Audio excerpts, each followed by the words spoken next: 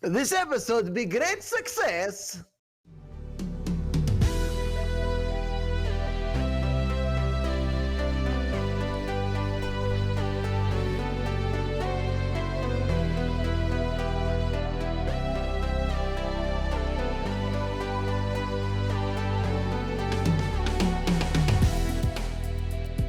Hello and welcome to this week's episode of the Metacast podcast. That's the podcast that explores itself, explores ourselves, and explores the self in general. My name is Ty, and I'm going to be your host.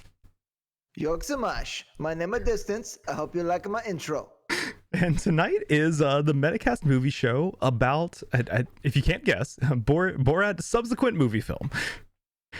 So, oh my God! I still didn't pull up the trailer.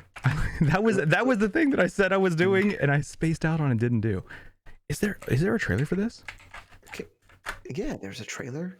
Okay, just making sure. King in the castle. King in the castle. Well, there's a lot of things. Okay, like we didn't actually split up the details yet too. But like with the details, there's no like box office release because there was no box office release of this. Oh my God. Is this working?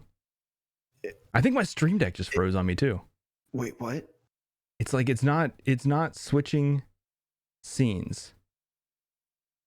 Try again. Oh, there we go. Yeah. Okay. Yeah, we're good. Okay. So, Borat Subsequent Moviefilm. Okay, I can just call it Borat 2, right? Or is that like Okay. All right. Borat 2 is a 2020 mockumentary directed by Jason Woliner, and it's based on Borat by Sacha Baron Cohen. It stars Sacha Baron Cohen and Maria Bakalova. Oh God, that was awful. The budget for this movie was somewhere between 10 and 20 million, which is a wide range. And of course, because of the current state of affairs, there's no box office day because there's no release. The tomato meter score is 86% with an audience score of 69%. Nice. So 14 years after the fallout of the first film, Borat's subsequent movie film follows Borat on another journey to America, where he tries to offer a bribe to Mike Pence in an offer to gain political favor and help Kazakhstan's standing in the world. So this movie, I think, is very similar to Tropic Thunder, where it's the style of humor where you're either going to love it or hate it. I think if you liked the first Borat, I think you pretty much know what you're in for with this. If you didn't like the first Borat, I don't think that you're going to like this one. It's more of the same kind of stuff. But with that being said, it is like I said, it is very one notes. There's not really a lot of depth to the character. But with that being said, I think the character is hilarious. So to give this just a should you watch verdict, I got to give it a yes. I think Borat's a really funny character. And even though it took 14 years to get a sequel, I do think this one's really funny too. It's not, in my opinion, it's not as good as the first. I don't think many movies ever live up to the original, but it's still, in my opinion, I think it's still really funny and just clever comedy. Yeah.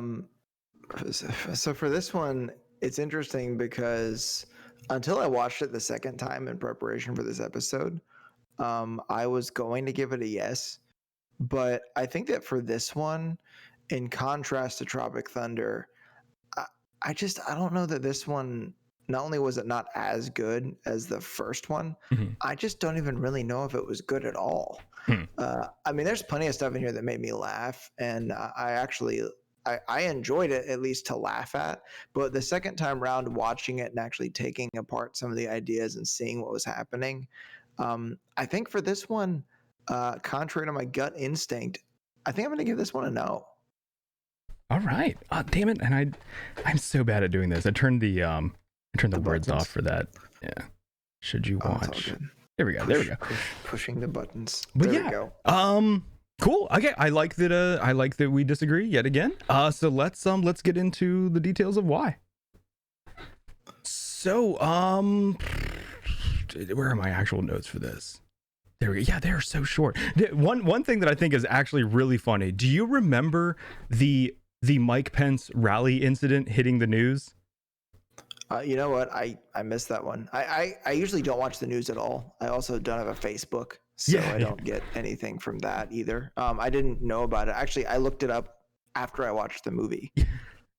I remembered at that time, you know, whenever it was like almost a year ago, whenever. But I remember hearing about that, and everyone just thought it was like some nut job broke into the rally and was trying to do something. Like no one at the time knew that it was Sacha Baron Cohen, and I don't think at the time anyone even knew that another Borat movie was being filmed. Not to well, plus, I mean, in that scene, he's not in the Borat character, so it's like it wouldn't even matter if that, you know, got out or whatever. But yeah, I thought that was hilarious to, like, in retrospect, realize that I was like, oh shit, I remember hearing about that. And it was like, that was actually him. That's funny.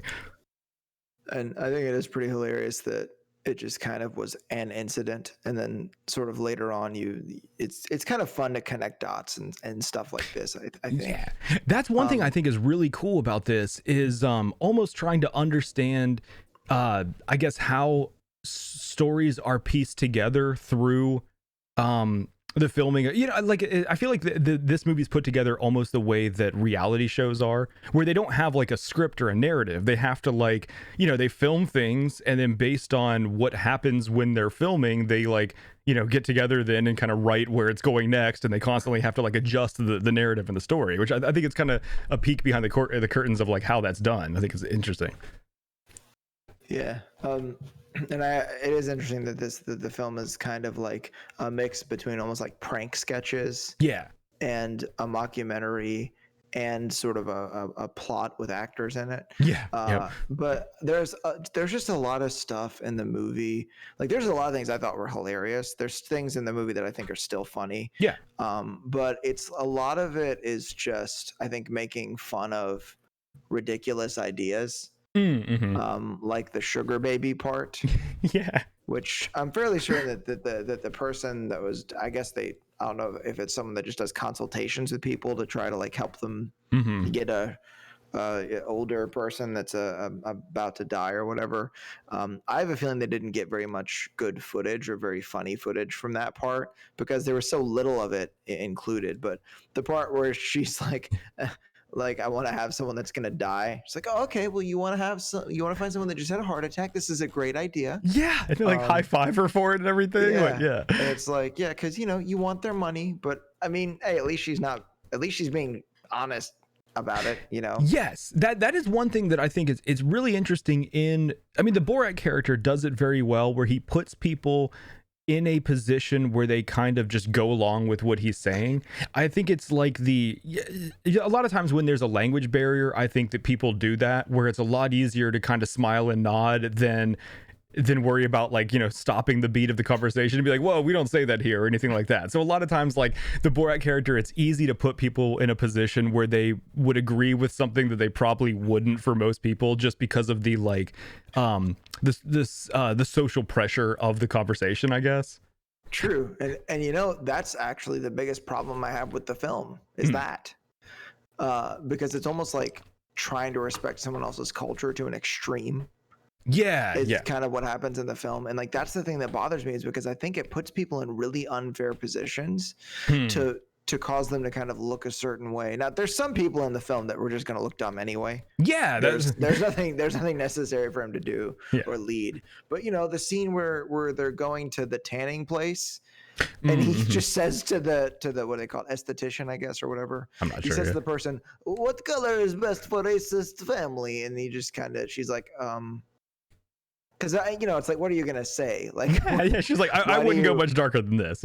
It's like, why do you want to introduce your daughter to a racist family? Because the other thing is that she's in a service role, like being paid to do a service, and even like, okay, so see, but I think, like, there's two types of, like, situations in the Borat films where there's people that are made to look stupid because they do something stupid, and then there's situations like that I think are just meant to be funny. Like, I never got the feeling from that interview that person was made to look stupid or made to look like they were doing anything, like, kind of silly or not right. It was just more like, like you're saying, how do you answer that question if someone's like, I mean, there's a and I can relate to that in, like, one respect, in one way.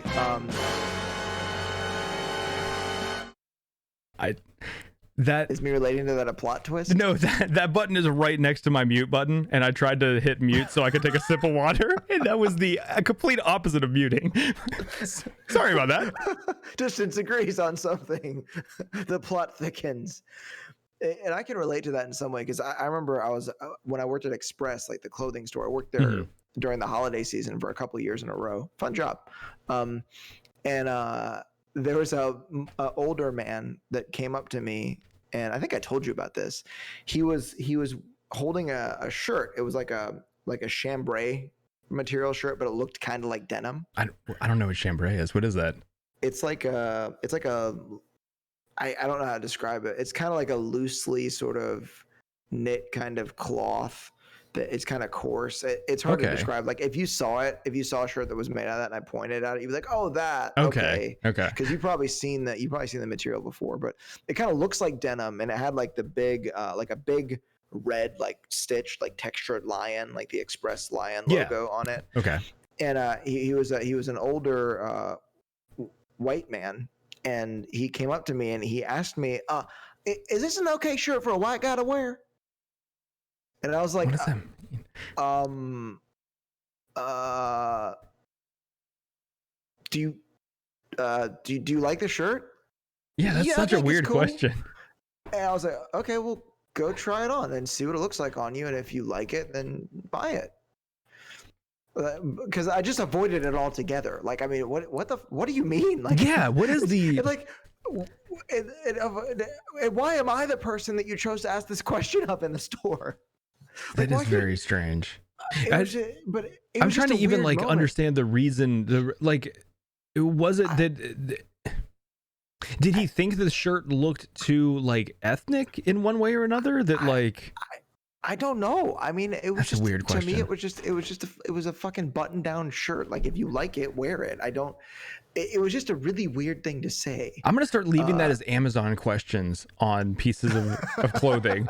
Just being like, just like, because it pings people that have recently purchased it. Like, can you answer this question? It's just going to like give a bunch of people an email that's like, is this a shirt for a white person to wear? But no, not even like, just do it like a Hello Kitty ball cap or something. Like some weird thing that would some outlandish thing. Yeah. Or like an Adventure Time, one of the Adventure Time beanies that has like the little, like, that would be funny. That would be pretty funny. Yeah. So it would be pretty funny to publish the reactions, but it is a weird moment that people just say weird shit to you sometimes when you're working in a service role, and you have to try to kind of handle it as a service person. Yeah. So for me, I avoided the question altogether, and I was like, sell a shirt, motherfucker. Yeah. I was like, I'm gonna sell the fuck out of this shirt. I was like, do you like it? Okay, you think it's cool? Great, try it on, see how it looks. If you like it, buy it.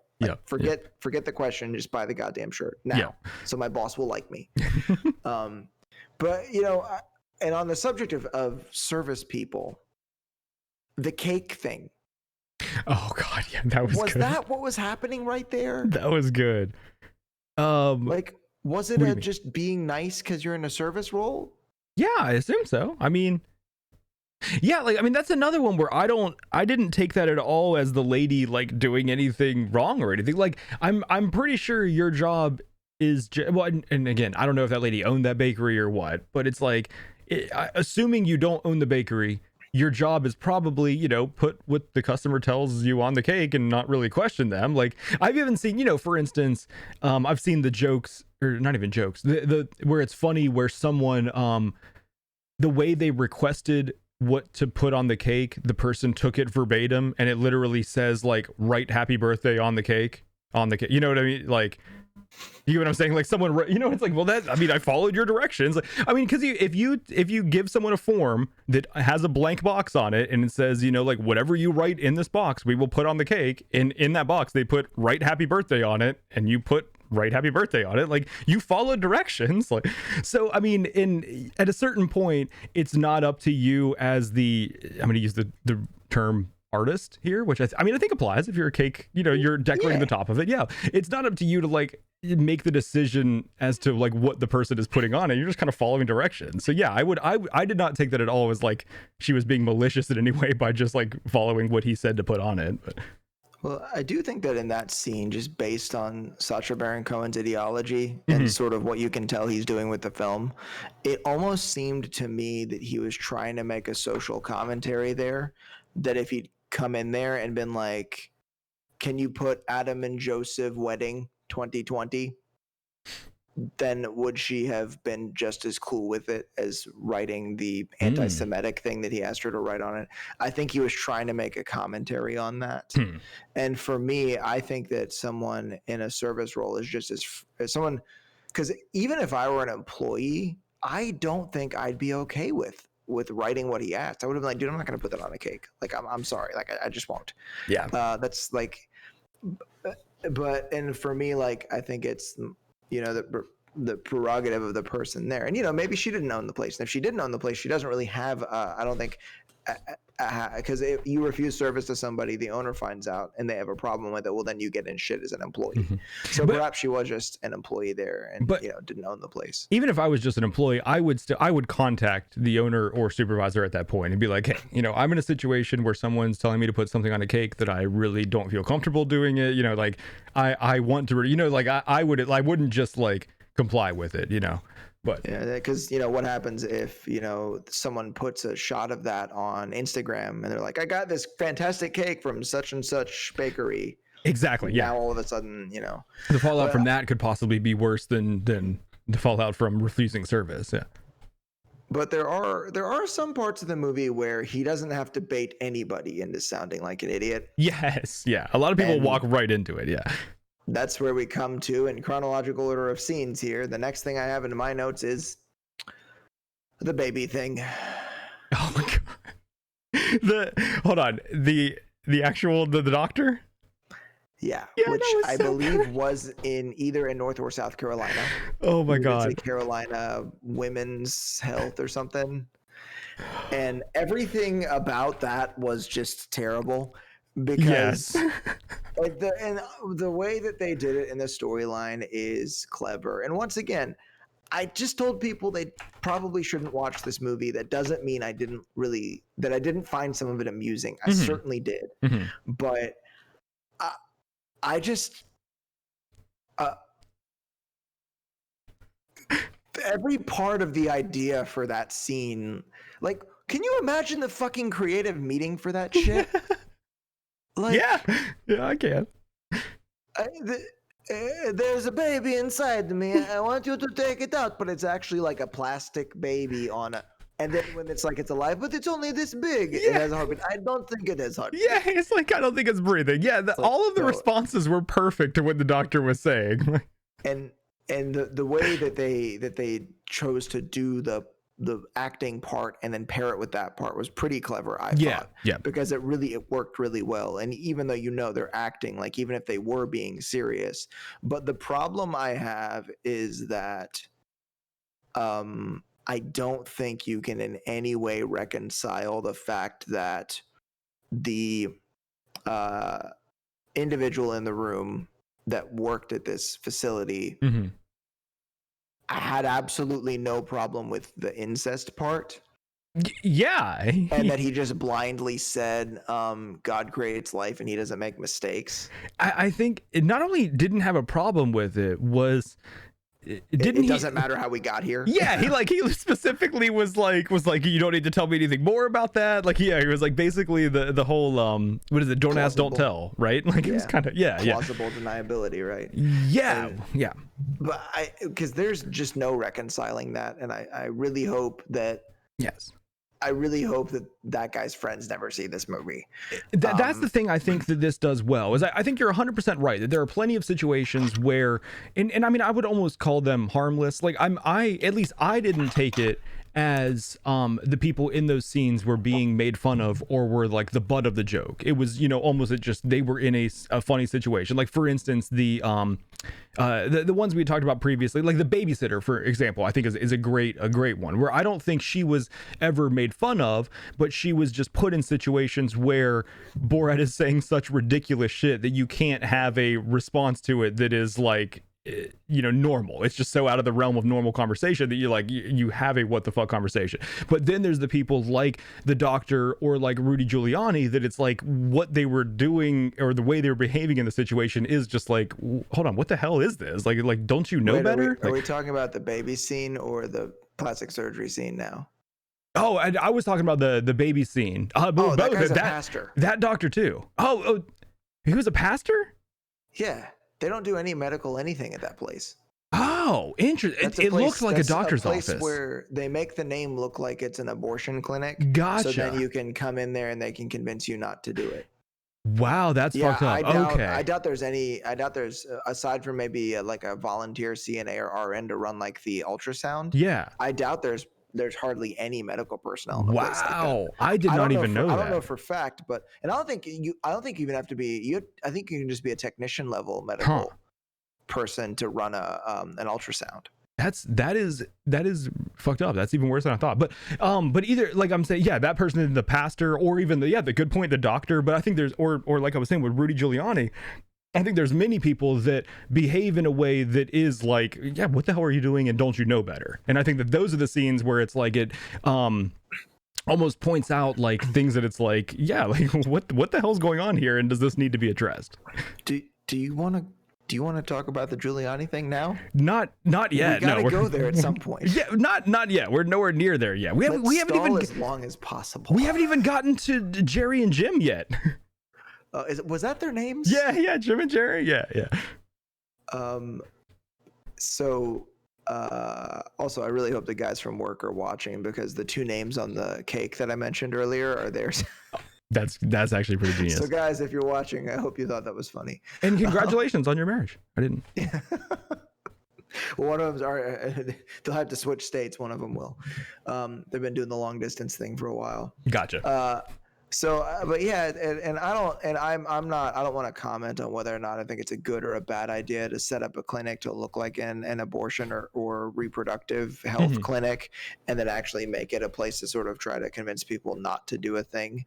Because for me, I think it's good to look at both sides of a problem and figure out solutions, but I don't believe in like coercion or manipulation to try to get somebody to push somebody to do something that's not necessarily what they feel is in their best interest. So whether or not to comment on if it's a good thing that they exist, I'm fairly certain that's the type of facility that was, and I think that the only medical thing they would do is actually run the ultrasound just so you could see the child's.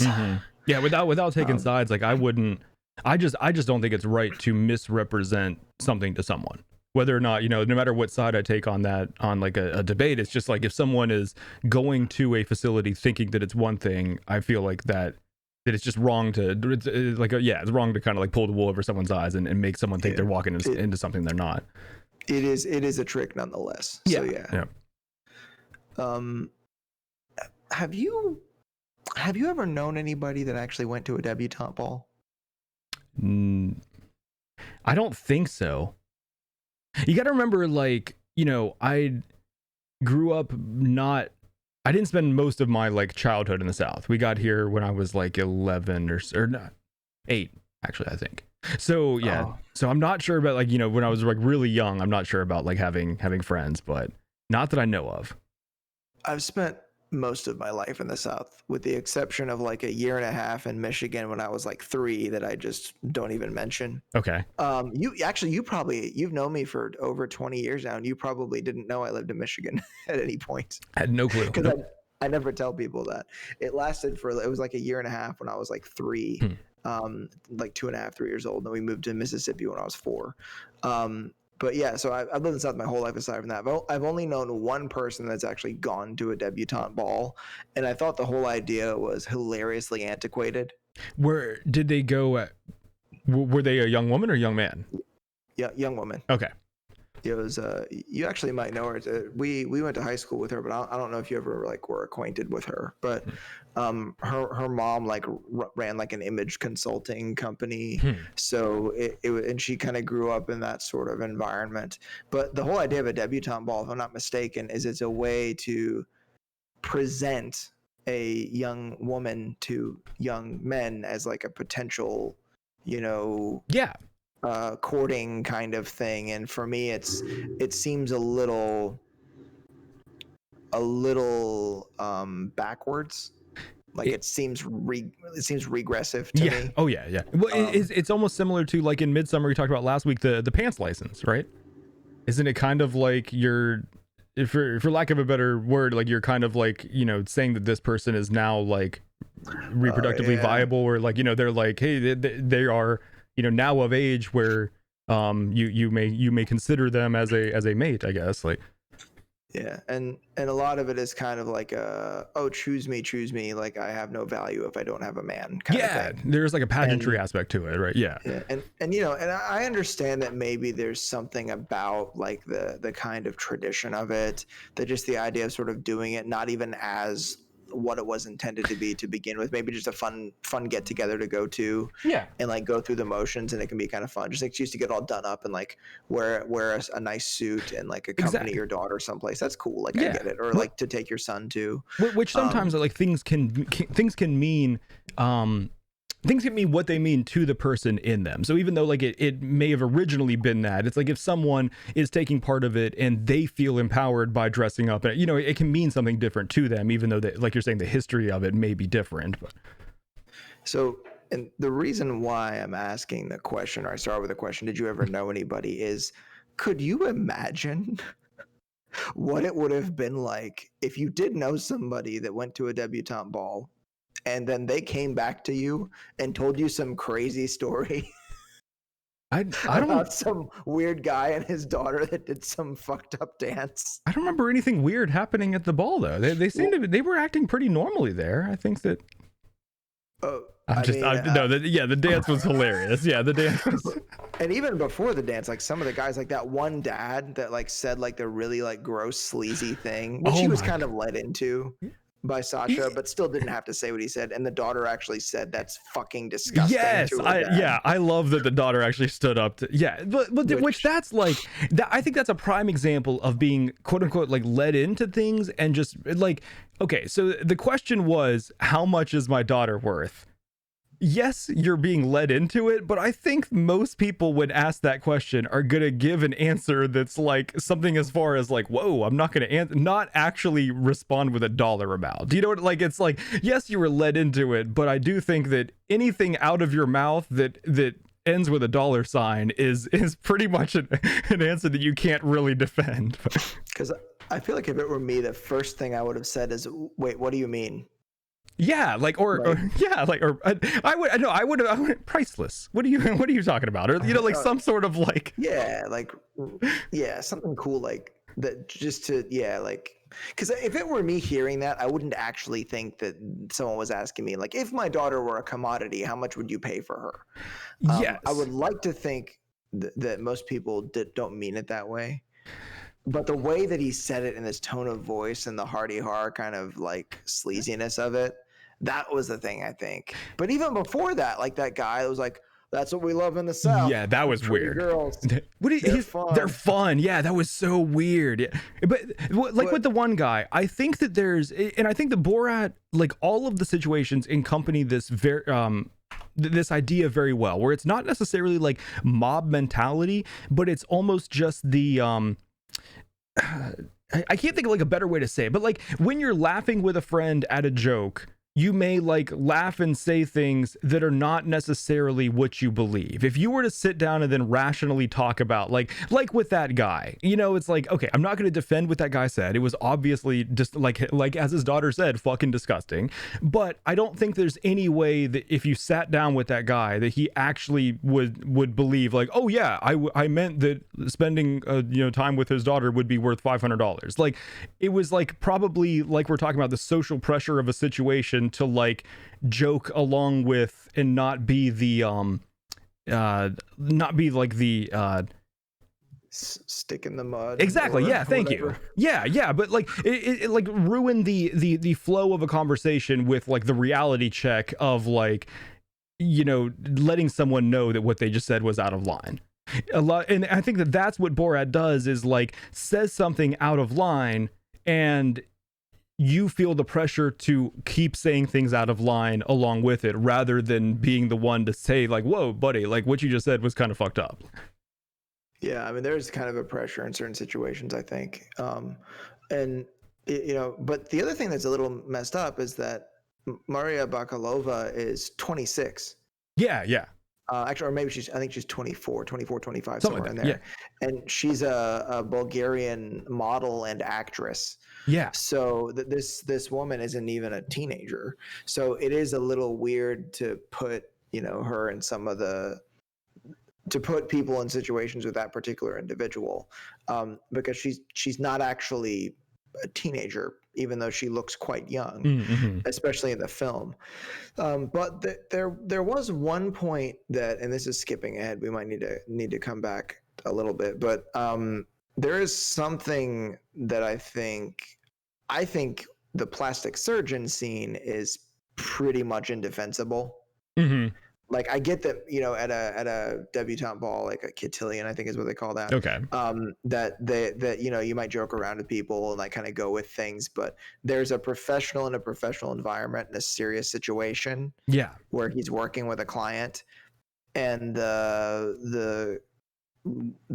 she actually asks him like, "Would you make it the sexy time with me?"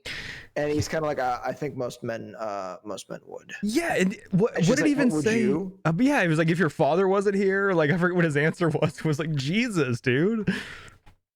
And even okay, so that was of course way out of line, but even before that, he was saying like, what did he say about her nose? Where it was something about like out of nowhere, he was just like throwing out like, "Yeah, I do a nose job," and something. She was like, "What's wrong with my nose?" It was like, yeah, that dude was just like from the beginning was like, "Holy shit, dude, what is going on here?"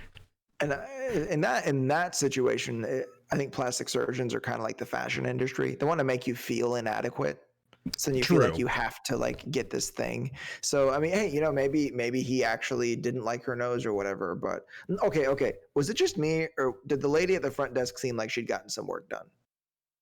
I don't remember what the lady at the front desk looked like.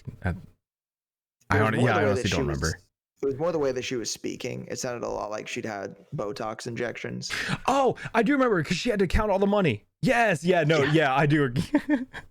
That was actually hilarious. He like paid in $1 bills in cash, and they were like $72 short or something like that. But I'll tell you what I thought was really funny about the plastic surgery scene is it was hilarious hearing a plastic surgeon say the word titty. Yeah, like 8 times. Over and over again. Like titty? Yeah, he even like enunciates the T's.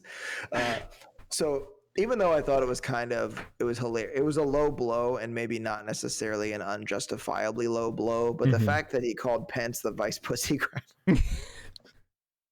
Yeah, there are just a lot of like, I don't even want to call them one-liners, but just Sacha Baron Cohen is really good with his writing style to me is just fucking hilarious. The way he says things that like it's not even just the traditional like set up punchline comedy. It's just like you're talking about, of like just slipping in like in a sentence like calling Pence a vice pussy grabber. That's just hilarious to me. It gives me the chuckles.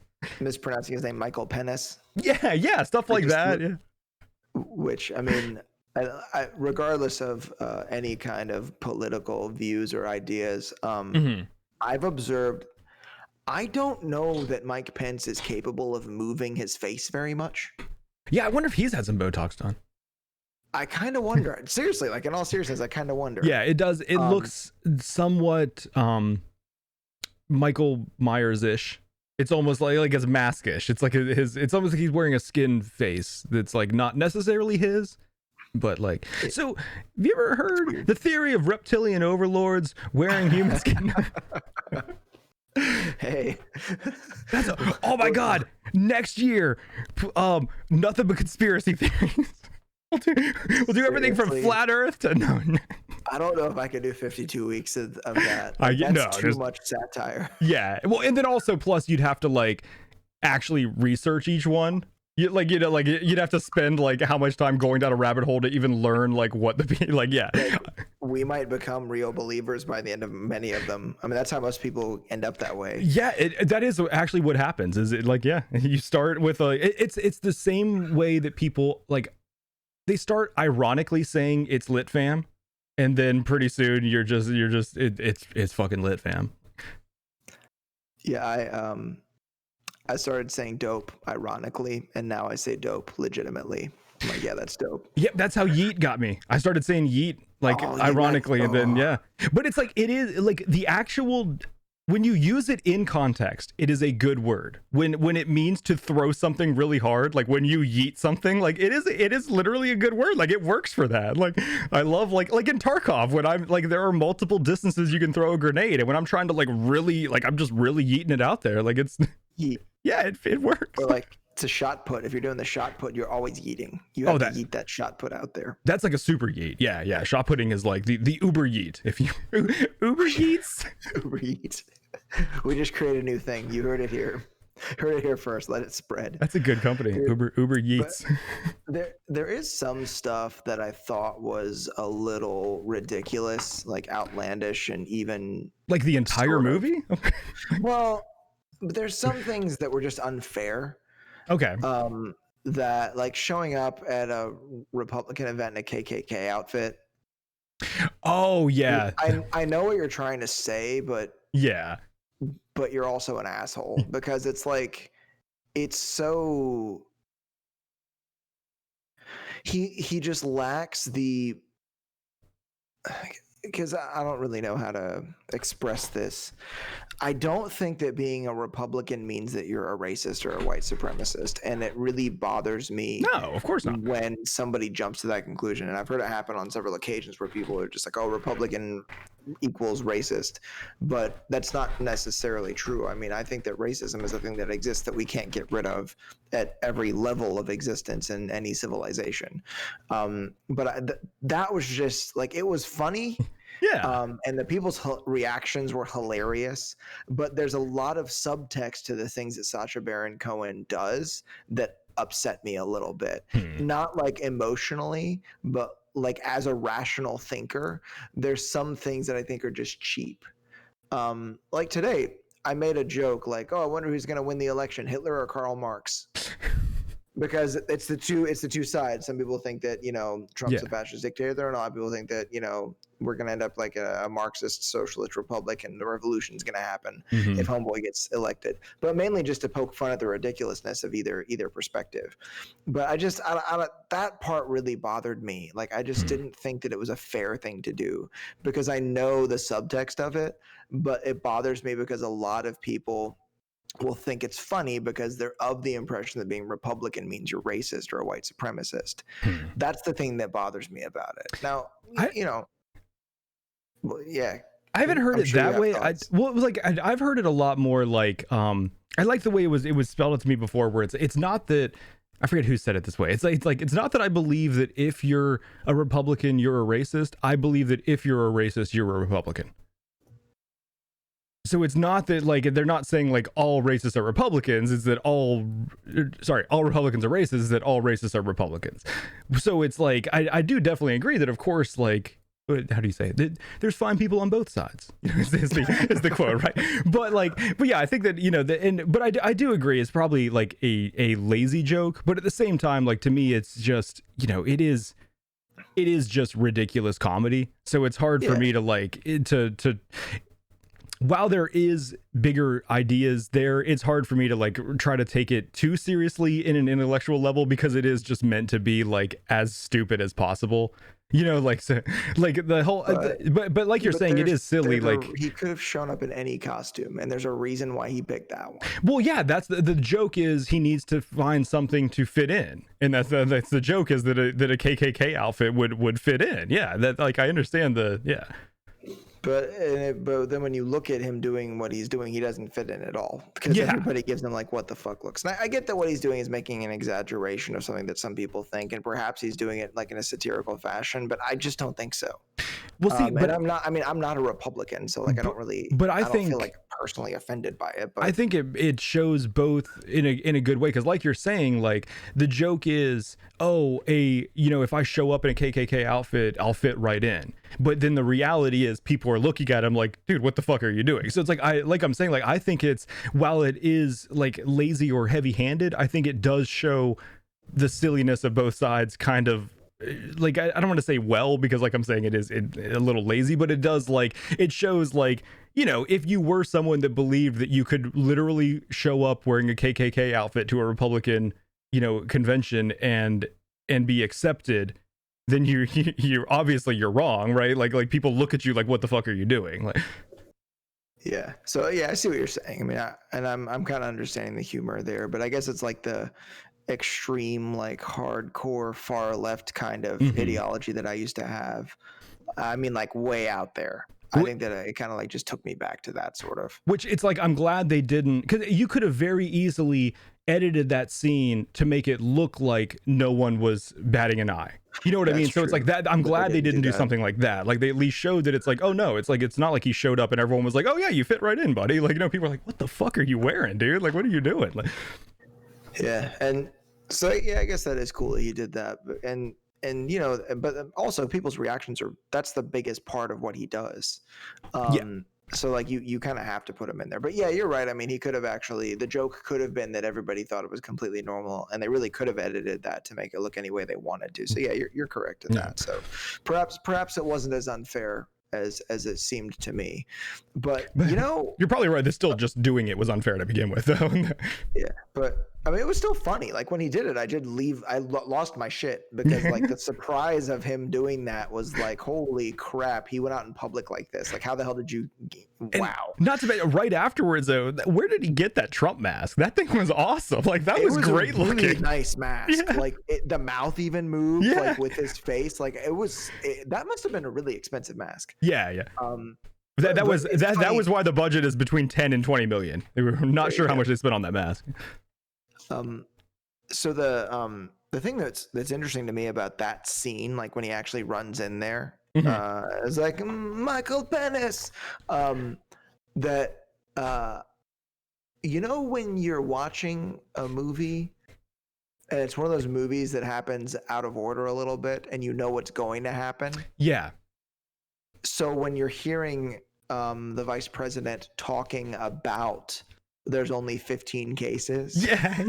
And the threat is low. It's like, dude, I know what happens next. That is one of the funny things about watching this movie now and looking back at the past years. Yeah, I mean, it does show, like, starting at that scene, I mean, it's kind of, you know, a lot of this movie was filmed over the past, you know, 8 months or so, like during the COVID shit. So there is a lot of topical stuff, like all the stuff with Jim and Jerry. And the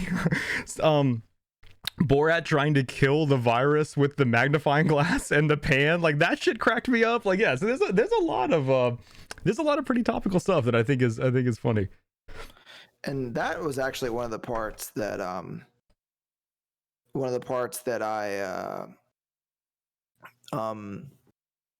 that made me want to watch the film, is that when I saw that in the trailer. That was one of the things that kind of made me want to watch the film, because I thought about the stuff that was happening, and I thought, oh, that would be really funny to see, like how he kind of talks about it. Yeah. Dude, what was the point of the weird barbershop scene though? I don't get that at all. I think that is, like we've talked about, almost just the innocent, harmless of let's just put someone in an awkward situation. Like, it was not, I don't think at all it was like, hey, let's make this guy the butt of a joke. It's literally just like, you know, if you're in a situation where someone's doing something really fucking weird, can you will they like disrupt the conversation or disrupt the normal social flow to, like, you know, I mean, yeah, like when he takes the towel and like wipes his crotch with it, like that is incredibly fucking awkward, and most people would probably be like, hey, I don't need you to do that, it's okay, or something. But I guess in a lot of situations, if you feel like it's a cultural thing, do people just kind of sit back and let whatever happen because they don't want to make waves? Yeah, I mean, it's funny that we're talking about this episode with some of the things that happen after we talked about Midsommar, because there is the point where there's old people jumping to their deaths off of a cliff and then getting their faces smashed in. And a couple of the people that are in the group of Americans with that tribe were like, well, you know, we're just trying to be open-minded here. So, I mean, people can go really far out, like, and away from their own culture and trying to accept or understand another one. So, like, yeah. Yes. And well, I mean, that is like 100% of what we define 100% of how we define normal or acceptable is just what surrounds us. There is no like objective acceptable. Acceptable by definition just means like what does the group at large accept. So when you're like, and that's what I think is the coolest large idea that I get from this movie is like the changing of scenery and what people find acceptable. And like I think that is it's shown with the small scenes of when it's just a one-on-one interview and people say things like the guy like we talked about, where you say something that, yes, if he probably sat down and had a rational conversation with this person, I don't think they believe that.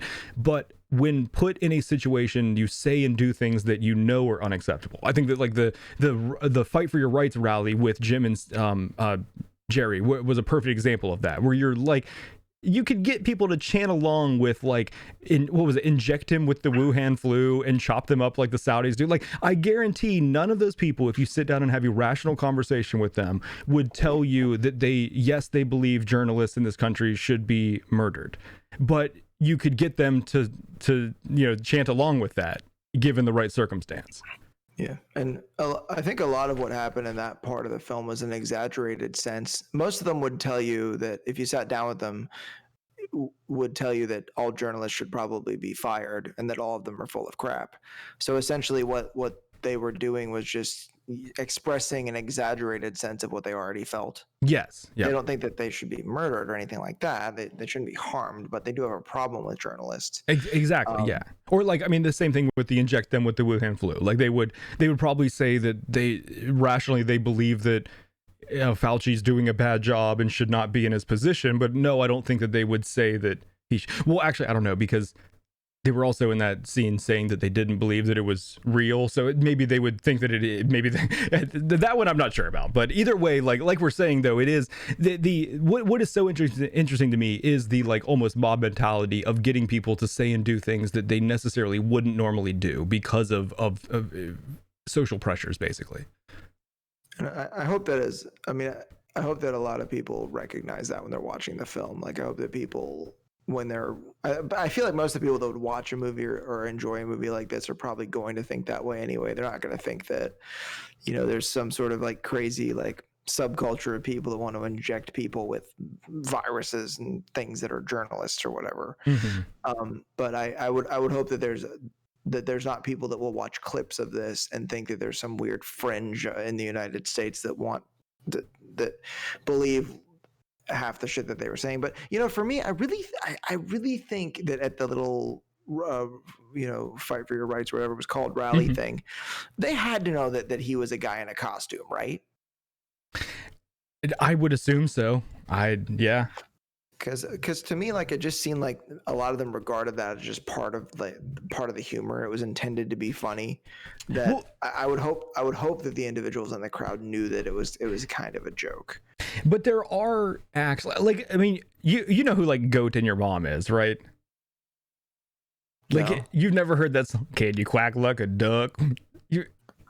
Oh, that song. The God of all Texas. Okay, so like, yes. Okay, so that dude is obviously a character that is, like you see him and that is a person dressed up as a character, but would also fit in at like, actually that's a bad example because that is a comedy act, but you understand what I'm saying, where it's like you could see that someone is dressed up as a character, but not necessarily assume that they are doing it as parody. That maybe that it's like, that's just, they're an actual like Country Steve is an actual country act, but he just dresses up in an exaggerated form. It's like, I wouldn't necessarily think that they were like expecting that it was like, that this is obviously a parody.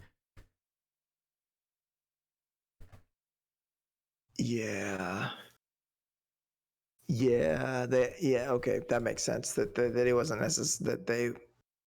Well, yeah, makes everybody in that crowd seem like they suck just a little bit now. Well, it's like if you see someone wearing a toupee, you don't automatically assume they're like a spy. You know what I mean? Like you just know that they're, you get what I'm saying. Like that's kind of like a joke version of it, but it's like you know that the dude was dressed up, but that doesn't mean that they're like that it was dressed up for like a joke reason. Yeah.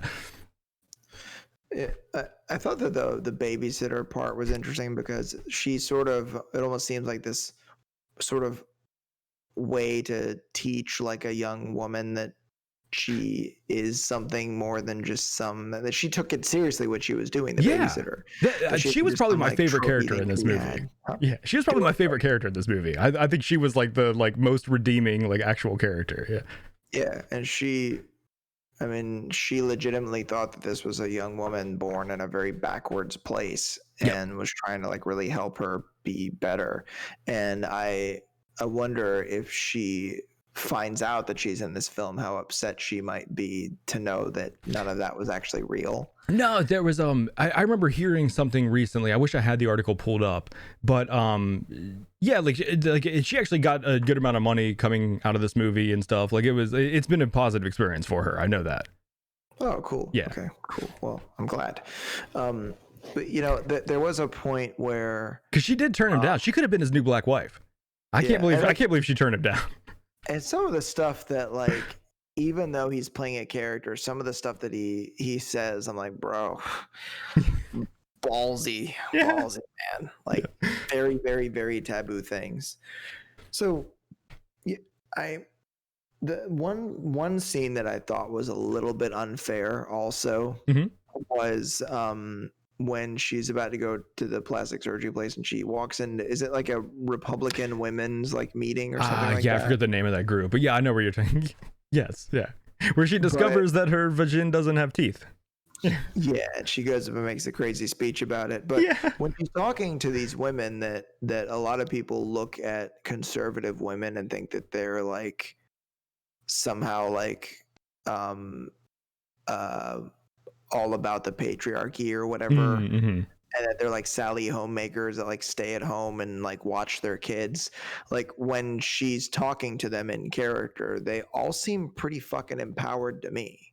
One of them was yeah, we have cars. Yes, we drive cars. I own several. What do you mean? Yeah, and even the scene in the dress place, which actually, I'm 100% not okay with the "where's the no means yes" section. I'm actually angry that was included in the film, to be honest with you. But, yeah, that was a pretty bad joke. Yeah, and the fact that they kind of baited the woman into it, that she kind of laughed about. Once again, it's an awkward thing. Is he really? I just thought it was too much, and it was a really unfair position to put somebody in. But. But there's the point where the camera is on. I don't know if they did it this way on purpose or if that just happened to be what the lady was talking about. But she was talking on the little podium about having children out of wedlock, and that she thought it was due to the decline of Christianity. And that's when Tudor came in and asked if she could speak. I just kind of wonder were we intended to roll our eyes when she said that because they're conservative things that she's talking about? What do you mean?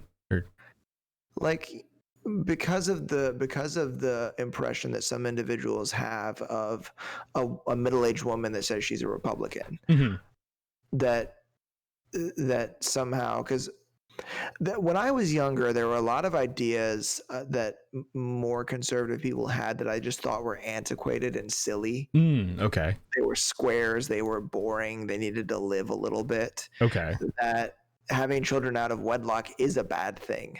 Not because it's immoral, but because it's harmful. Who the hell wants to raise a fucking kid by themselves? What kind of kid wants to have just one parent? The whole idea of getting married, I think, is supposed to be a contract that, okay, now you're fucking stuck here. Do your goddamn job, bro. And perhaps maybe it is because of the decline of Christianity. I don't know. I'm not saying it is or not, but it seems to me that we are intended to roll our eyes at that, because I know that the person that I used to be would have been oh, stupid Christians. Do you know what I'm saying? Not at all. No, I didn't catch that. I didn't even know that's what I didn't even catch that that's what they were talking about, nor did I get that feeling from it. No. Oh, well, it was only the second time round, but I guarantee you that there is someone that saw this movie and thought that, because I know that in past years, that's the kind of mentality I had about things. that if you were a Republican and you were a Christian, then that just meant you were ignorant or stupid, and there was no other way that I would think about it.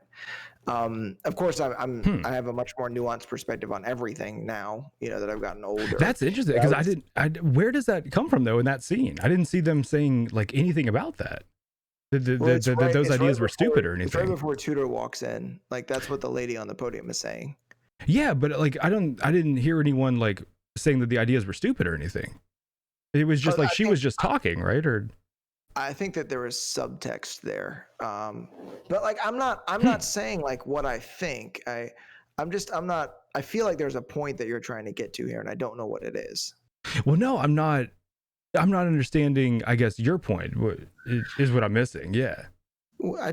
There is something about when someone hears certain individuals, like an atheist progressive, when they hear Christian Republican, they think, what an idiot.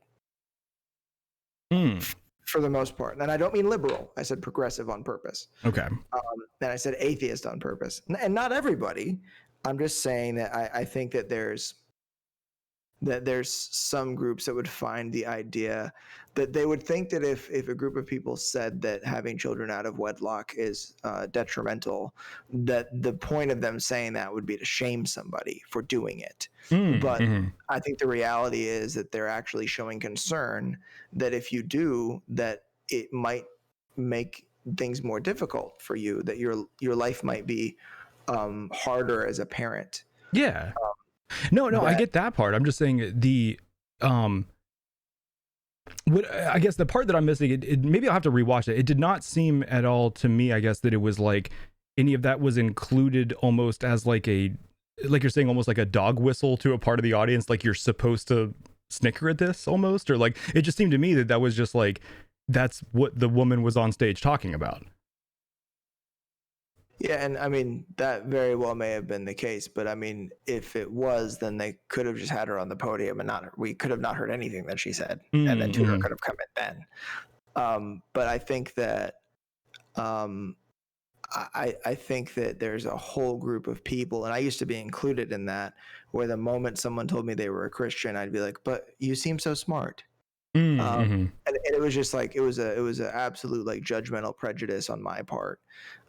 So I think the fact that they included it, I just feel like it wasn't really, and also like the stuff that she says when she gets up there, it's like, I'm sorry, like pissing off conservative people by saying things about genitals is just kind of boring now. Like it was fun when I was like 19 or 20, but like, I'm just kind of like over it. Like it's like, yeah. It was funny. I mean, the awkwardness was, it was uncomfortable laughter, but it was a funny scene. Yeah. I just don't point. I'm just bothered by the fact that, and like if you watch Who Is America, you can see that Sacha Baron Cohen on some of his other work does things a little differently. Like he'll poke fun in a broader kind of sense than he did in Borat 2. Where it'll be more of like a South Park No One Is Safe kind of satire kind of thing. But I don't know. There's just a particular thing about that part, like Republican women talking about like waiting until you're married to have children and then talking about the decline of Christianity. To me, it just seemed like a really pointed thing. Now, I don't know whether or not like if people are having more kids and not being married, it has anything to do with Christianity. It might not. I don't know. Perhaps what she said was completely off base. But I just thought, because if they could have just not included that in there. Tudor could have come in while there was somebody on the podium and we could have not heard anything that they said. But I'm wondering if also like that was put in there, maybe not to make fun of anybody, but to create a contrast. Yeah. Between what they're talking about and what the fuck happens now.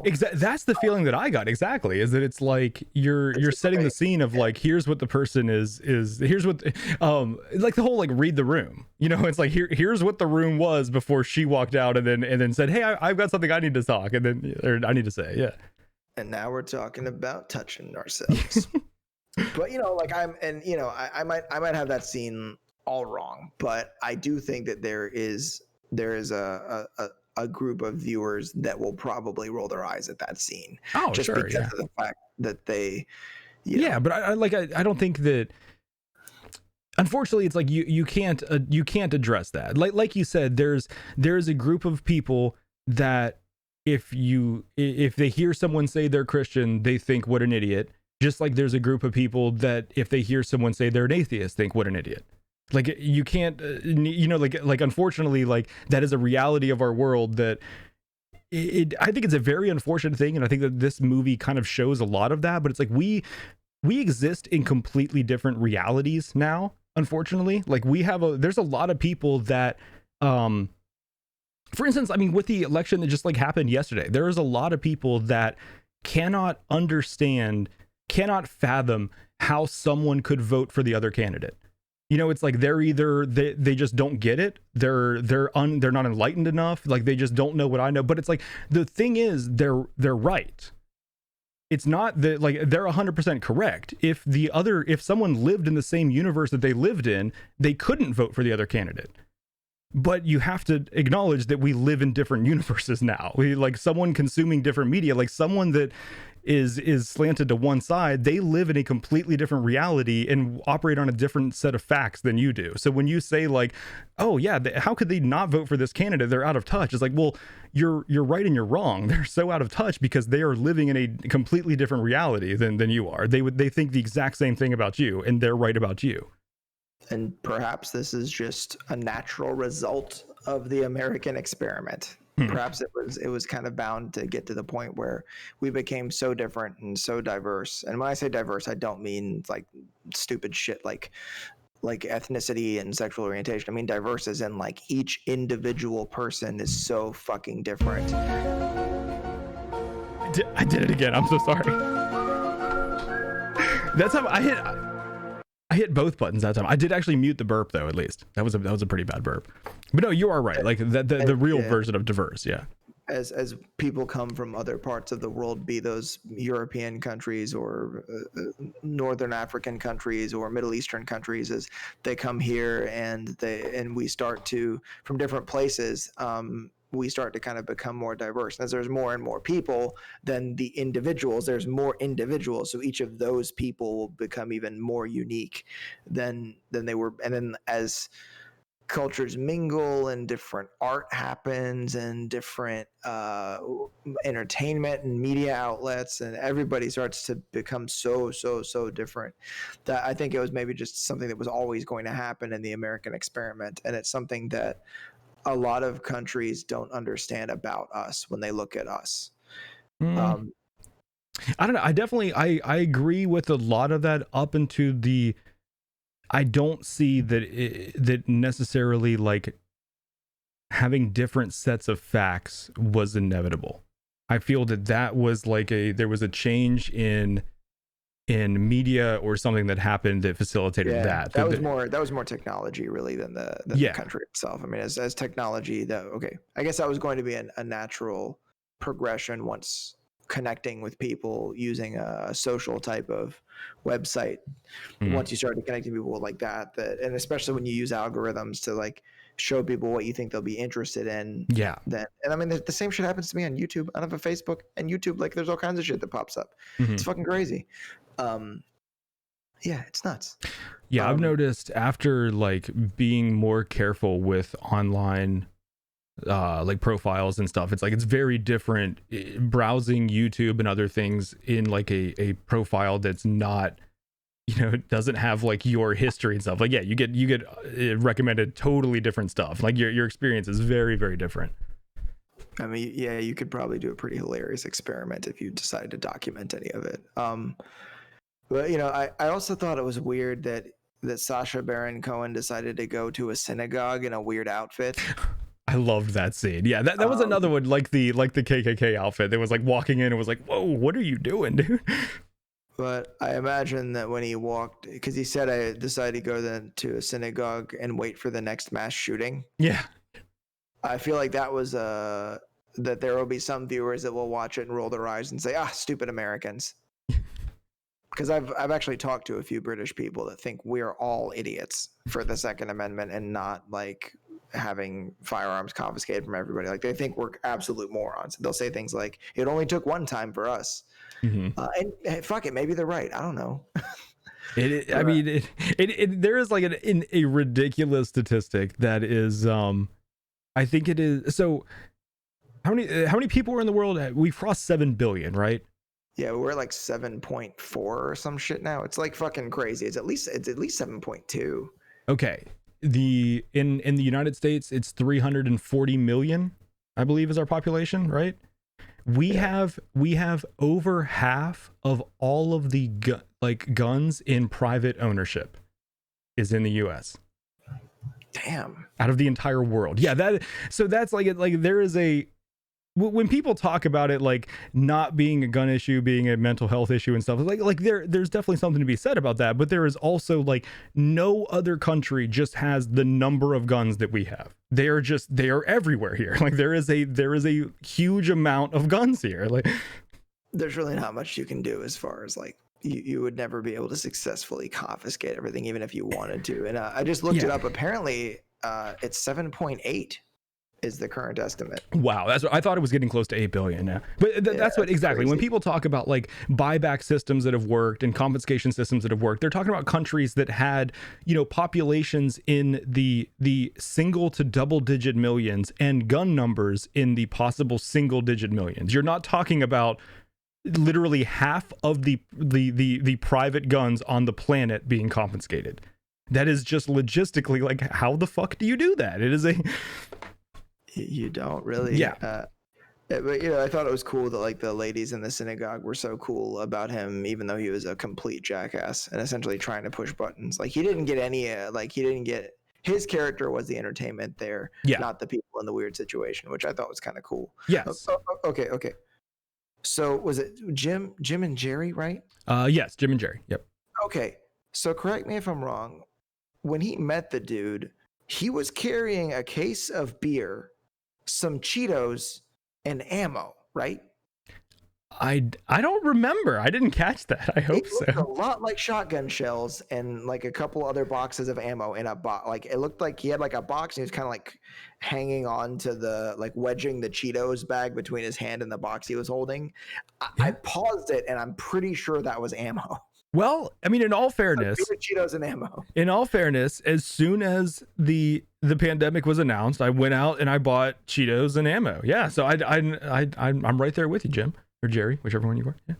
One of them, whichever one you is. So I thought it was really funny though that you hear these guys talking about conspiracy theories and that some weird thing about the Clintons, like children and eating them. What was it? It was like the Clintons torture children, which like pumps up their adrenal gland because then you can drain the blood from the children and drink it because it's got like extra adrenaline in it at that point, and that's how you get the real vitality. That's how the Clintons keep going, man. You heard it here first. Yeah, it's science. Yeah, I love that he said that. He's like, I took shelter with two of America's greatest scientists.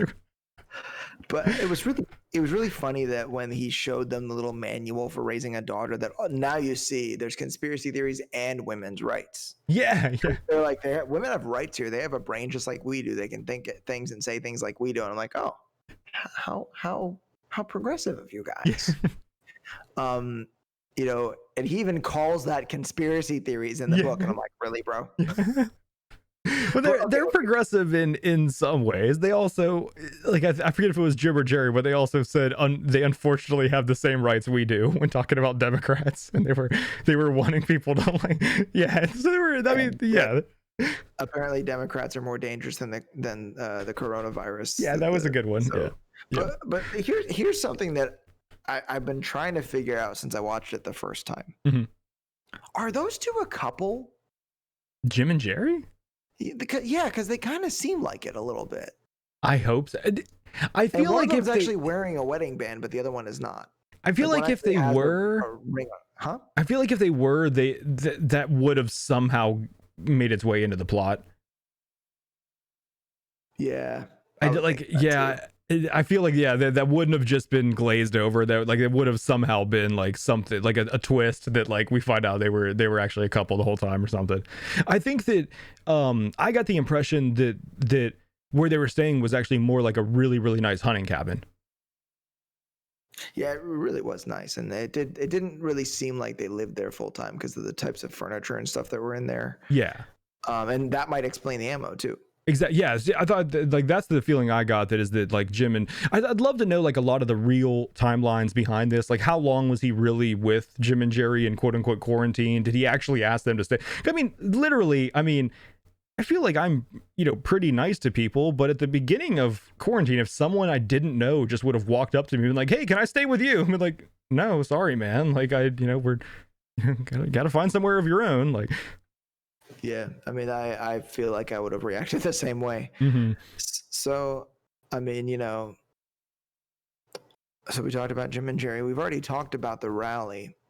Mm-hmm. And if we're going by the order of plots, we've now arrived. We're at the Giuliani part. Oh yeah. Okay, yeah, which is pretty much the end of the movie, right? Like, that's more or less, yeah.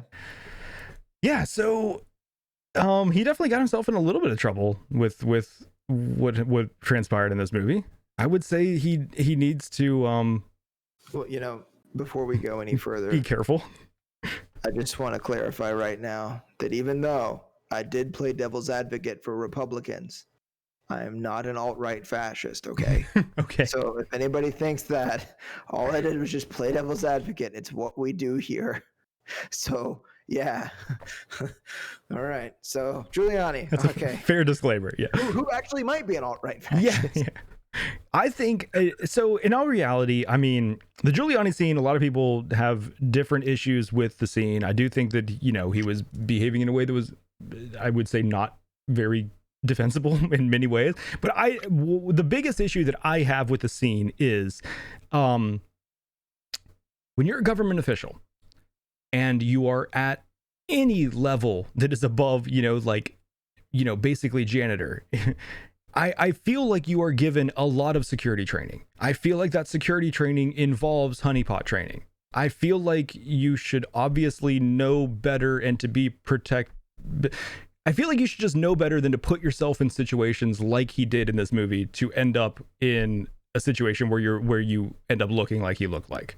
Well, your publicist needs to be fired. That's for damn sure. Yeah, well, exactly. Yeah, the publicist won. But the thing, the publicist wasn't in the room with him, at least from the cameras we saw. It was like, the publicist set up that interview, but at a certain point, like once you're in that room, it was like his responsibility to have that security guard. Like, you've dealt with working in IT, like with security, where you have to be vigilant. You have to know that there are people that will want to use you for information if you have information that is privy to only certain people. So it's like, you as silly as it is, like, I kind of like the fact that I've got low self-esteem in situations where I know when a woman approaches me, my first response is like to be a little guarded and like, what are they after? You know what I mean? So it's like being Rudy Giuliani in that situation, like 60-some-year-old guy, mid-20s, beautiful woman. What is she after? It's like, that should be your first question, not like, oh, she's into me. Like, that to me, I think is just the failure of like, I don't know his marital status or anything. I don't know if there's anything wrong with. Is he single? Do you know? He's 76. 70. Oh my God, that's even worse. But is he single? Do you know? Is he married? I imagine he's probably single. Because like, okay, so yeah, if he's single, like there may not be anything objectively wrong with thinking like, oh, this woman may be interested in me. Let's try to pursue that. But again, you have to realize when you are a public official that is, I assume has a certain high level security clearance, you need to be careful about your behavior and the people that you're around. Yeah. Actually, his wife, he was divorced in 2019. Okay. Well, yeah. Okay. So yeah, freshly divorced out of this. So I could even understand, like, again, like I don't see there's really anything necessarily wrong. Like, people are trying to make the claim that it's like, oh, what's really wrong is he thought she was 15 and blah. It's like, well, no, I don't think she did. It's like, of course, like Borat runs in and makes the joke at the end of like, oh, she's 15, she's too old for you. Like, which, is a funny joke and all, but I don't think at all that Rudy Giuliani thought that this was a 15-year-old girl. To me, the part that is like where you need to address your behavior is the fact that it's like, how did you so easily walk into that? And what I think is like really striking is, if it was that easy for just a comedian to set up, what could an actual other government intelligence agency do to you? And that is a bit unsettling, especially in a situation where, I mean, think of the political climate we were in at that time. Here is a woman with a very thick Russian accent. Like, how does that not seem like something you need to be very careful about? Like, to me, it's just it's almost like just like a pure idiocy, like walking into that. It's funny because it seems that and I didn't think about any of this shit, but it seems to me that from your perspective, the funniest part is the fact that he was even there. Yeah, it is like there's like all this shit that I didn't even think about because I just got all hung up on the other stuff that everybody wanted to make a big deal out of. Which I mean, and then even being in the room, as you said, was pretty stupid already. Yeah, I mean, like I'm saying, yeah, setting up the meeting was stupid, but yeah, I'm saying like you should have very easily gotten the feeling when she was being very, very flirty and touchy that it's like, hold on, they're like, you should have red flags going off. Again, like as a guy, I know that part of it is again like low self-esteem, but you should just be cautious of like not thinking when anytime a woman shows interest in you that it's just, oh yeah, hell yeah, like I'm in. It's like, could there be an ulterior motive for this, considering I'm Rudy fucking Giuliani? You know, like I have that thought, and I'm not, you know, anywhere near, I don't have a security clearance or anything like that. You know, there's not many things that someone could want to be could want to get from me, but yeah, it is interesting because a lot of the time when I see older guys, because he was being flirty too, like all like the excessive, like goofy smiling and shit. Yeah, like it's I think there's actually an episode. I think it was an episode of Dr. Phil where he had like an older man on there that was actually trying to date much younger women. Mm-hmm. And the thing that Dr. Phil said was, look at me. He's like, I'm almost 50. I have gray hair. I'm bald. Like, I'm out of shape. Why would anybody that young be interested in me? Yeah. And that's one of the things he's trying to say to the guy is that, and there's times when I see stuff like this where I hope that when I'm really, really old, I hope that I'm satisfied with like whatever partner I have, if there is one, or that I'm okay with my life if it's a single type of life, that I'm not going to be drooling like a fucking ape every time somebody pretty comes around. Because for me, like, or if you're just filthy rich, you know that they're interested for the money and each person is getting what they want. You know, it's like, you know, knowing that, just being aware of it, I think is one thing. Yeah, as long as people aren't being lied to, right? Yeah, I guess as long as you know, and you know, maybe, but the thing that everybody freaked out about, was he just tucking his shirt back in? I don't know. I really don't know. Either way, it looks bad. You know what I'm like? Yeah. I really don't know. And I think that part of that scene was to try to make him look as bad as humanly possible. But once again, I mean, there is some responsibility on him and his staff. Yeah.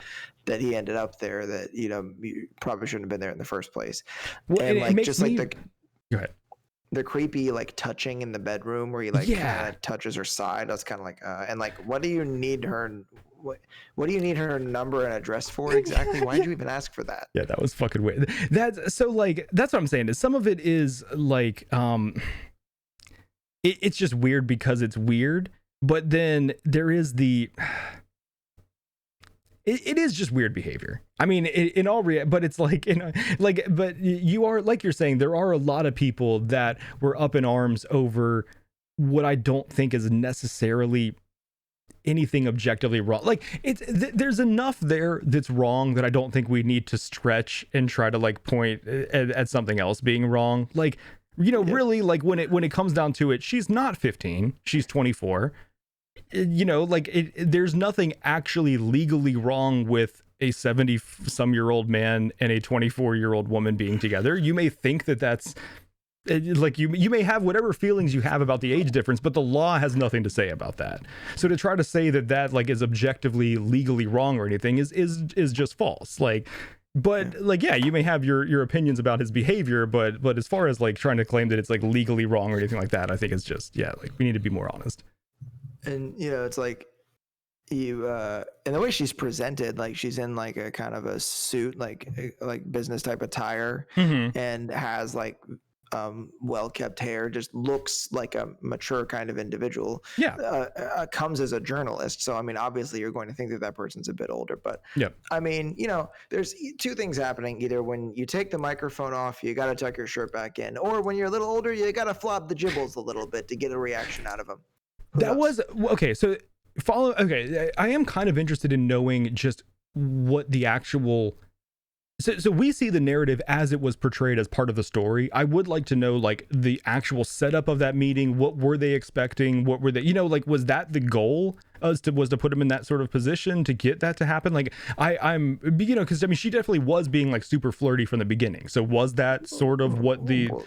Well, then there was a let's take our drinks to the bedroom. Exactly. She actually says that. Yes, so. And they had another room set up where there were not obvious cameras, but there were, I guess, hidden cameras. So it's like, yeah, I mean, but I mean, like I'm saying, though, I'm not defending that behavior because, again, as any public official, you should be very guarded in that situation and say like, okay, hold on, where is this headed? What could this person possibly want from me? Like, is there any chance this is something I need to be, is this a security threat?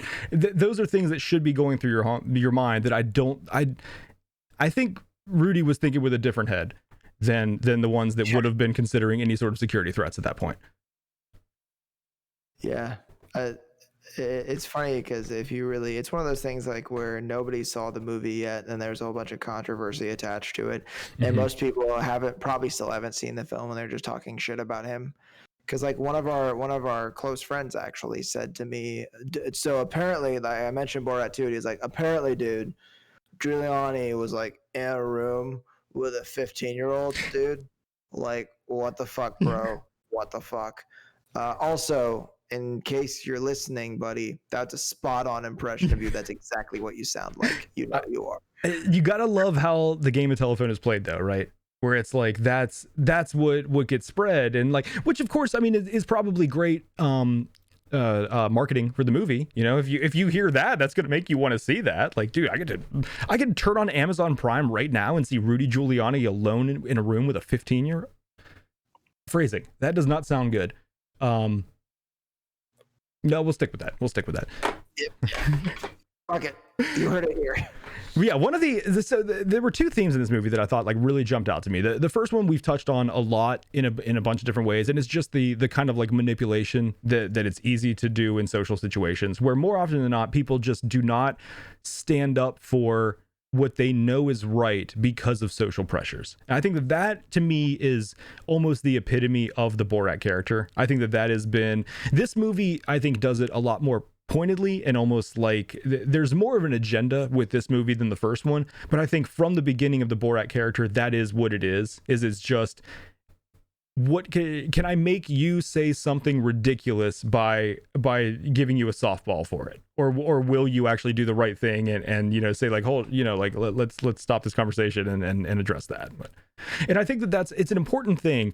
Someone brought this up, and I think this is the best way to handle this. They were working in a job where they had a boss that would always just make, those borderline harassment comments that are like, yeah, okay, so like you're like, it's just enough to fly under the radar. They had a boss that was just constantly making comments like that, and the way that they were able to address it is they like, I think the comment the boss made that finally like stopped it was they said something about like, oh, you should work for a sex hotline with a voice like that, and she was like, what does that mean? And he was like, oh, it's just a joke. And she was like, well, explain it to me. And at that point, like when you get someone to explain the joke, they realize like, hold on, this maybe isn't funny. How the fuck do I explain this in any way that would make it okay?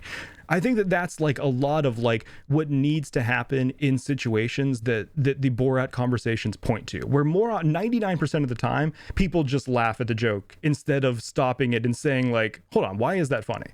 Or like, in like many of the things that Borat will do, rather than high-fiving him, ask, why is that funny? You know, when he says, like, I forget some of the examples of it, but yeah, like when he makes a comment about Jews, rather than just laughing at it and saying that it's a cultural thing, just like, you know, maybe give some pushback and be like, why is that a funny thing to you? And I think if more people were conscious of things like that the world might just be a better place.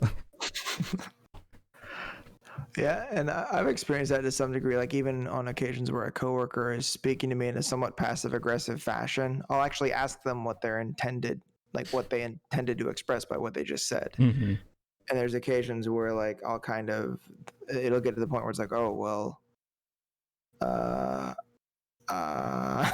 you know, and then it's like, well, what do I do now? I'm like, well, you say you're sorry, yeah, dickhead. yeah. Now we apologize and move past it. Yeah.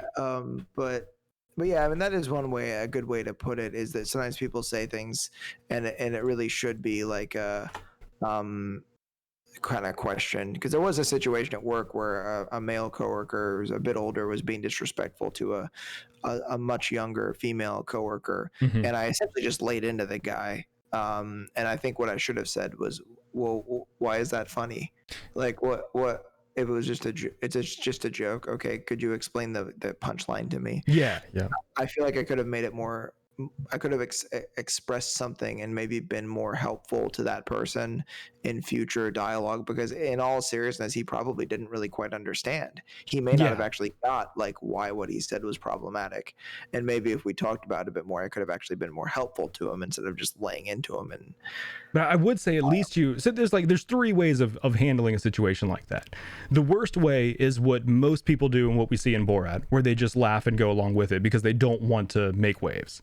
The second worst thing, or I'd say the second best thing, is doing what you do or doing what you did and confronting it abruptly. And then I would say the best way is almost the covert way of confronting it, where you're making someone come to the realization themselves of like, well, hold on, yeah, why is that funny, or why did I say that, or what is the intent of that? But either way, I think you at least didn't just let it bypass like the way that people in the Borat conversations do, of just like, you know, laughing and reinforcing the behavior almost. Because I mean, in reality, that's what you're doing. If you're not saying something, you're telling the person that it's okay. Yeah, I mean, well, that's crazy. We've learned something from Borat. Yeah. Who knows? Who knew? But there's one thing we can be fairly certain that Sacha Baron Cohen probably didn't intend to do. It was to teach us something, or maybe he did. I don't know. I mean, honestly, that exactly what he wanted. Maybe this was his goal. I would not be surprised if there was a top-down design of the Borat character to do that, where it literally was like in the first initial meetings, like, can we just put people in ridiculous situations and see what they'll go along with?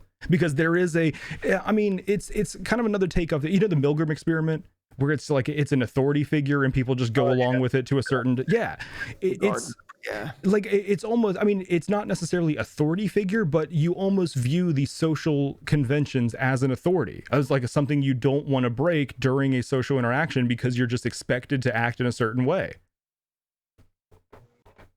So like, yeah, I wouldn't be surprised if there was an actual like almost a social idea to that, rather than it just being like, you know, slapstick comedy, I guess. But well, to the creators of Borat, we thank you for the lesson you've taught us, or that we chose to figure out about your movie. Either way, thanks.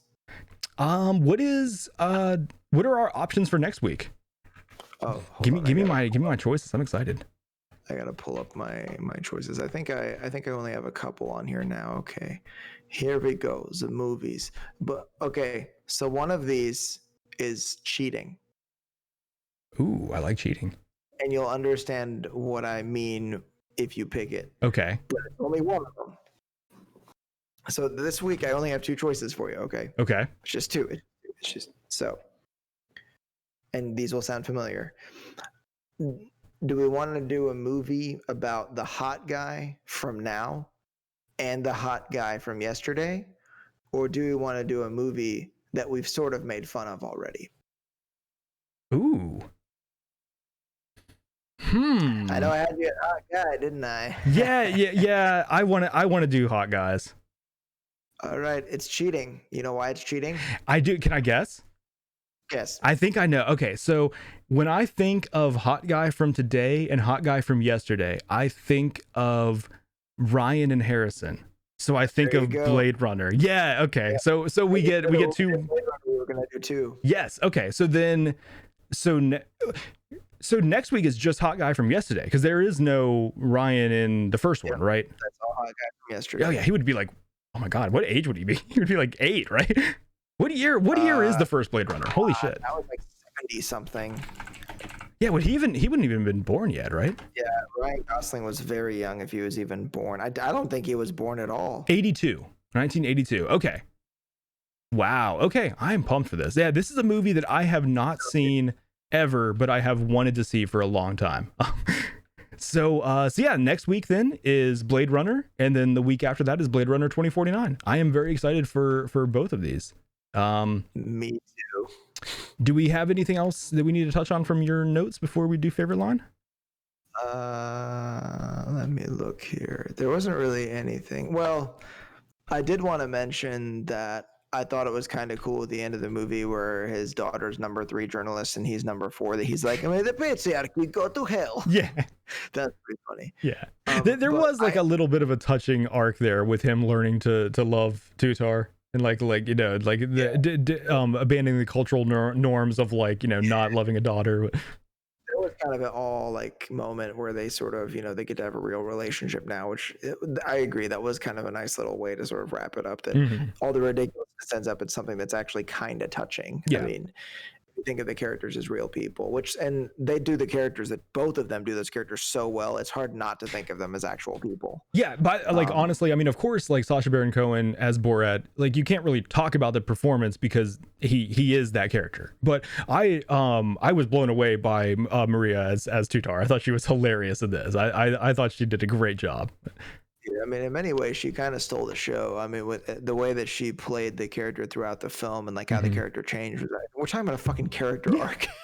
Right. Yeah, but it's like, I mean, that's what I'm saying is like there is like, the movie is just stupid comedy, ridiculous stupid comedy, but there are ideas there. I mean, we've had a conversation about it. There is more there than just like, you know, I mean, for instance, we could have not had enough of this, the same conversation with enough substance about the Greasy Strangler. That's very true. There's no way in hell we could have done that. Well, I mean, I tried to pretend like we could. Yeah, I was going to say, we tried. We definitely tried. Yeah. It took a lot of work. Yeah. So the only thing I really wanted to mention that we haven't is the running of the American. I feel like I should take some offense to it being American, but I don't know if, I mean, like, I'm not like really like indignant or outraged at any of it. Yeah. But I really MAGA guy with cheeseburger. And then Karen wearing an All Lives Matter shirt with an AR-15. Yeah. And then she kills Dr. Fauci. Yeah, I mean, it's you have to be able to laugh at yourself. Is that how Great Britain like views us? That is what we are. Yes. That is who we are. And that's, I mean, that see, to me, that's what's important, because before being able to change it, you have to recognize it, you know? So like, you have to at first, like, you have to come to the realization, maybe laugh about it a little bit first, and then say like, yeah, well, is this where we are on the world stage? What can we do to address it? Well, we are not a political podcast, so we'll just leave that one right there. Yeah, Lee, we're not all like that. We're really not. Like, it's... Everyone, we are our very loyal British viewer. I actually had one of my bosses from England visited, and I was taking him to a barbecue place. And no, that doesn't mean cooking on a grill. Barbecue is a style. Stamey's? Where'd you go? We went to it was Hendrick's Barbecue. Oh, okay. Yeah, it's in Salisbury. And on the way to the barbecue place, we passed a Baptist church and a man in a sleeveless Harley Davidson shirt mowing his lawn on a John Deere. And when we got there, I told him, well, that was America in a nutshell. Was there a gun store next to the Baptist church? No, there wasn't, but that would have been great. Yeah, that would be America in a nutshell, if you can. In a gun shell. In a shotgun shell. America in a shotgun shell. Yeah, there you go. Because that's where we live, apparently. Apparently, we wear MAGA and ALM shirts and have AR-15s. There's just a few too many letters and numbers and everything I just said. We killed Dr. Fauci. We do have too many AR-15s. Coming from someone who has too many. Yeah, we do. Are they in the background of your thingy? Yeah, I mounted them. Yeah. Okay. I thought that's where they were when you sent me the picture of them earlier. But okay, yeah. So on to favorite line then. So my favorite line, I think, oh my god, it came from my breakout favorite character, the babysitter. I forget what her name was. I hope it's the line. I think it is. All right. Your titties will not keep you from drowning. You still have to learn how to swim. I loved that line. Like her trying to explain that. Like I actually put that in quotes in my phone and then hit the backspace key. Really? In the same scene. That was gonna be my line. It was a good one, man. It was a really good one. Actually, me and the lady friend watched it, and that was her favorite line in the whole film too. Yeah. It is fucking hilarious because of like the sheer ridicule in her voice is like, really? Like, yeah. No. That's I wish I had a friend. I guess more like an aunt. I wish I had an aunt character like her. Like she's so matter of fact. She's so blunt, but she is just like, but so good natured too. Like I loved that character throughout this movie. Yeah. Yeah, people like that are fun. Mm-hmm. So this one was funny to me because I think that the most ridiculous line in the film was from an actor and not from a person. And the line was, "My daddy is the smartest person in the whole flat world." I almost put that one as my favorite line. Dude, that is, oh my god. So last week we picked two lines that were back to back. This week we actually picked each other's favorite line and then changed. Like we're getting dangerously close to actually landing on the same favorite line. We're teasing it. We are just it's right here and we're just tickling it. One day it's gonna happen. Oh, it will. It I don't know how quotable Blade Runner is, but I'm wondering if over the next two movies if it'll happen. The quote that I'm gonna pick is possibly the most offensive piece of shit in the entire film. Oh, really? I already know what it is. Is it like, I mean, is it a movie that has like really famous one-liners though? Not really. Okay. It's not like Scarface or Terminator. Even Escape from New York had some memorable lines. Like, "You do good New York, you ain't number one." I will always remember that shit from that movie. We actually make an allusion to that in Aqua Teen Hunger Force at one point. Well, that was just like a very like mid 80s thing to do, was like really care about single lines of dialogue. It's and like with taglines of movies being a really big deal and stuff like that in that decade. But I think that there might have been a few like sort of long-winded scenes that have some really quotable parts in it, but I don't know if there's a particular thing that people would really quote from Blade Runner. Okay. But the quote that I have is just like, it shows you where the movie industry was in 1982. Which is a very different spot than it is in 2020. I'll tell you.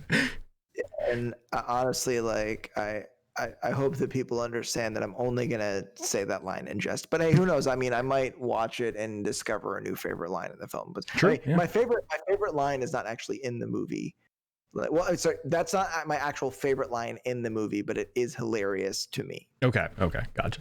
Well, guys, that's going to bring us to the end of another episode of the Metacast Movie Show. If you are watching this on YouTube and you enjoyed the conversation, please hit the like button, subscribe to keep up to date, and comment below and tell us how you felt about Borat Subsequent Moviefilm. Almost forgot the title there. If you want to further keep up to date or even join us as a guest on a future episode, please join our Discord. The link is in the description down below. And remember, we will be live next week at Wednesday at 7:30 p.m. Eastern Standard Time on twitch.tv/TylerTV discussing Blade Runner. And thank you everyone for listening, and I hope you all have a great week.